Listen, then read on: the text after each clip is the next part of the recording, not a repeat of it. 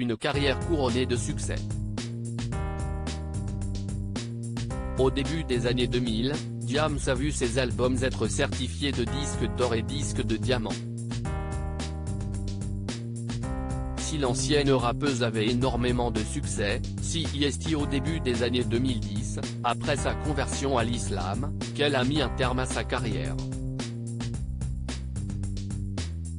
En octobre 2017, dans les colonnes du journal du dimanche, elle avait assuré « Ce que j'ai gagné par le passé me permet de vivre aisément ».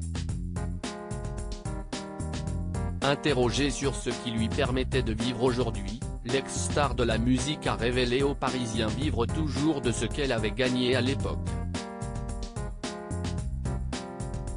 Ma mère qui travaillait dans une maison de disques a bien géré les choses pour moi. Je n'étais pas dans le besoin, a-t-elle déclaré. En 2007, à l'âge de 26 ans, Diams avait intégré le palmarès des 10 personnes les plus riches de France, grâce à sa fortune, estimée à 2,66 millions d'euros. Aujourd'hui, Diams prend plaisir à aider les autres, et notamment un orphelinat au Mali, grâce à sa fondation Big Up.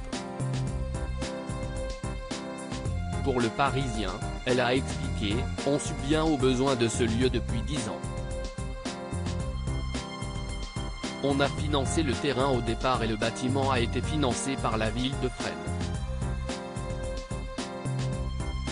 On a permis aussi le forage de 2 puits sur place.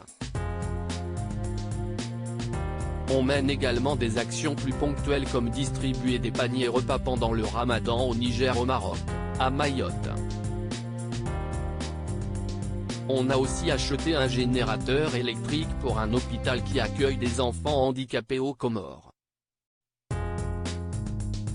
Si elle ne chante plus, ses enfants savent qu'elle a été artiste. »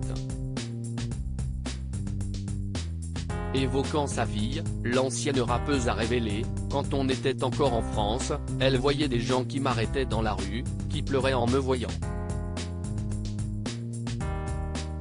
Elle se demandait pourquoi. Quand elle a été plus grande, je lui ai expliqué, maman était chanteuse, elle faisait du rap, elle était très connue. Comment l'islam est arrivé dans la vie de Diams? Au cours de cette interview, l'ancienne rappeuse a révélé que l'islam était arrivé presque par hasard dans sa vie. Je me sentais musulmane, mais pas par conviction. J'étais entouré de copains musulmans, je faisais le ramadan avec eux, je ne mangeais pas de cochon. Mais, dans ma famille, j'avais été baptisé, communie, confirmé, a-t-elle confié.